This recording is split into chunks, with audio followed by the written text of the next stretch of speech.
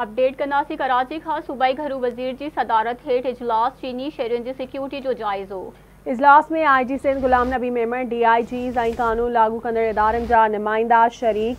चीनी शहरियुनि जी सिक्योरिटी खे हर सतह ते असराइतो बणायो वञे। ज़ियाउल हसन लंजार जो इहो चवणु आहे, सिंध में जारी CPEC प्रोजेक्ट्स जी सिक्योरिटी जो नए सिर जाइज़ो वरितो वञे।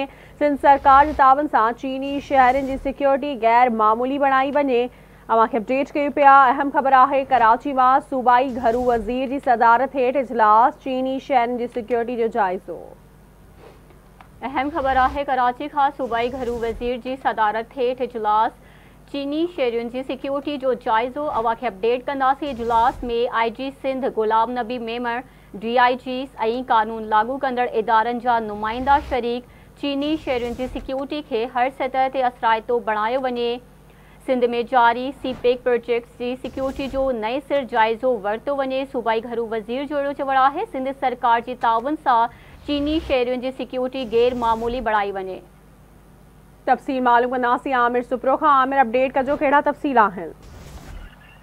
जी बिल्कुल, सिंध जे वज़ीर दाख़िला ज़ियाउल हसन लंजार जी ज़ेर सदारत आला सतही इजलास थियो आहे। इजलास में चाइनीज़ शहरियुनि जी सिक्योरिटी जा कदम सख़्त करण ऐं उनजो जाइज़ो वरितो वियो।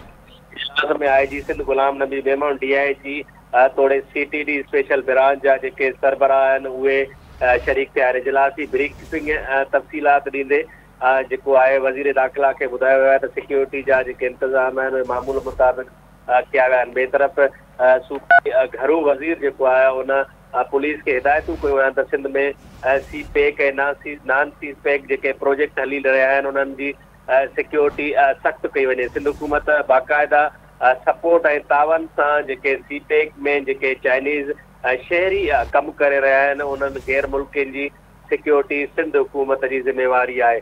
वज़ीर दाख़िला पिणु सिंध हुकूमत जे आला अख़्तियारनि खे इहे हिदायतूं कयूं आहिनि त कंहिं बि सूरत में जेके चाइनीज़ शहरी आहिनि उन्हनि जी सिक्योरिटी जा इंतज़ाम सख़्तु कया वञनि ऐं उन्हनि जी वधीक सिक्योरिटी वधाई वञे। जी ठीकु आहे, महिरबानी अवां जी अपडेट करण लाइ।